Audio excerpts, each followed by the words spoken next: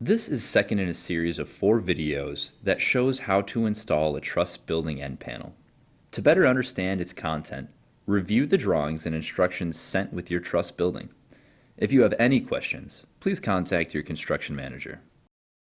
With the end panel prepared and stretched along the end wall, grasp the metal pipe which is inside the panel pocket and pull the panel towards the end wall. Secure pipe ends to the end wall using straps. Install additional straps between the ends for larger panels and breezy conditions. Never lift the panel without first securing its bottom edge. For this panel, locate the D-rings near the middle of the end panel.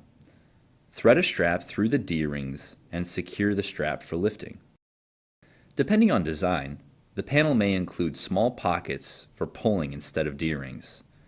If these pockets are present, thread a strap through each one and secure the strap to pull the panel into position.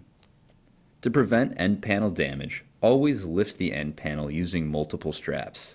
Never lift using a single strap tied to only one position, pocket, or D-ring on the end panel. Using lifts and with assistance, pull the end panel into place. Tie straps to the frame to secure the panel. With the panel in position, install the ratchet and strap assemblies used to secure the panel to the upper cord of the truss.